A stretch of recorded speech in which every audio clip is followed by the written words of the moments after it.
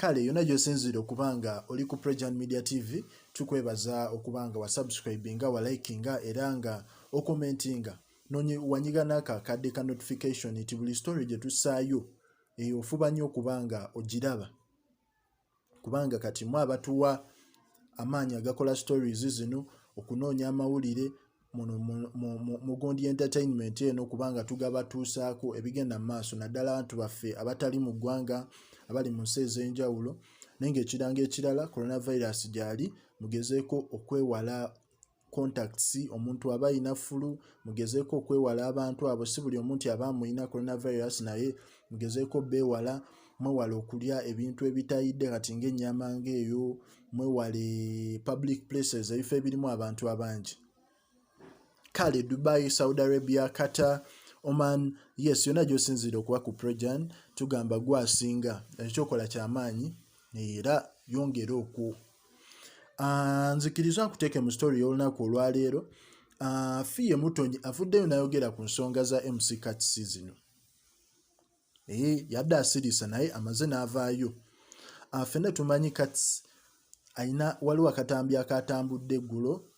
omusajja ono bambi alina ensonga ze yali amaliriza zotamanyi oba ntuufu oba tezaali ntuufu era mwana muwala amanyiddwa nga Faith Ntabora era nga kigambibwa nti ono omuwala cousin wa Fiye yamurekodinze yavaayo n'amurekodinga ng'agezaako okukkatiriza ensonga nti balina ekikolwa ekimu kye baali batuukirizza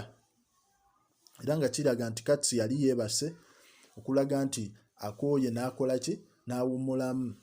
ne Cuts yavaayo ne yeesamba ebintu ebyo story yonna gibateereddeko ejjo osoginoonyaako awo n'agamba nti oyo omukyala amumanyi ye Faith naye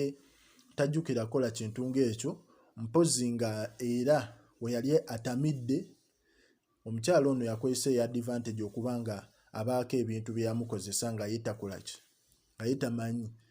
era Cuts agamba agenda vaayo amutwale mu mateeka era agezaako okuorganizinga balooya be okubanga omukyala ono amukuba mu mbuga z'amateeka kuba yalaga ali talina kyamanyi ono omukyala ku bintu bye yakola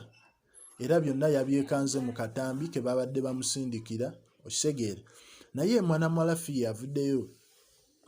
n'abaako ensonga z'ayogera n'agamba nze Cuts mumanyi Cuts ye muntu eyasetolinga of recent takyali gayi wa bakyala era ekyo ekintu kyonna ekyabaddewo simanyi intention za Faith kubanga Faith cousin wange I don't know her intentions because she's my cousin but I don't believe nti Cuts yakola ekintu ekyo totally and completely I don't believe n'ekirala kavidiyo ako sinakalaba nga Fiye wagamba kavidiyo tannakalaba ate taintendinga kalaba kozi tayagala naye akimanyi Cuts ekintu ekyo teyakola ki teyakikola kati gwe mu comment box osobola otubuulira